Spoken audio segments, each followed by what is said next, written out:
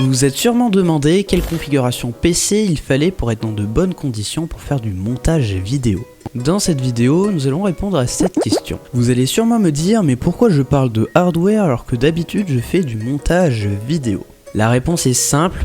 Moi je pense que la question elle est vite répondue. Pour faire du montage vidéo, il faut respecter une configuration PC minimale. Mais avant de commencer la vidéo, jingle.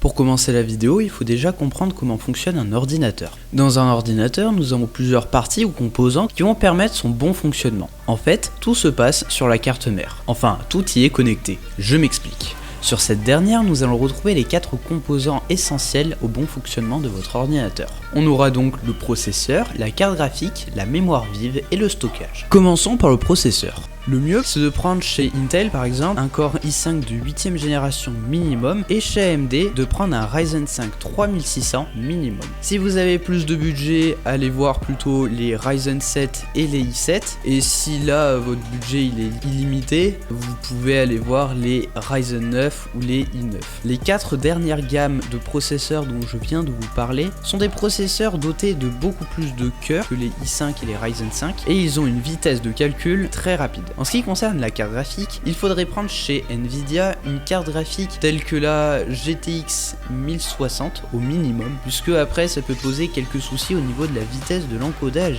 vidéo. Pour la mémoire vive, prenez plutôt 16 Go voire 32. Vous pouvez vraiment faire tourner votre logiciel et un autre en parallèle. Par exemple, moi je fais tourner des fois Premiere Pro et After Effects et ça me suffit largement. En ce qui concerne le stockage, il est plus conseillé de prendre un SSD qui est Solid State Drive. Donc c'est un stockage numérique, alors qu'un HDD, Hard Disk Drive, c'est un stockage avec un disque qui tourne en permanence. Donc ça fait du bruit, c'est plus fragile, c'est plus lourd et ça va moins vite. Pour le stockage du SSD, il est plus conseillé de prendre du 1 Tera ou 2 Tera si vous voulez stocker vos vidéos. Ce que vous pouvez faire, c'est avoir 500 Go de SSD pour vos applications et après vous faites tourner toutes vos vidéos en HDD. Bon, ça va peut-être être un peu plus long pour les logiciels tels que DaVinci Resolve, il me semble, puisque pour ouvrir les vidéos, ça met un peu plus de temps. En SSD, c'est plus rapide. Par contre, sur Premiere Pro, il n'y a pas de souci par rapport à la vitesse. Vous la verrez pas plus que ça. Ça va pas vous gêner plus que ça.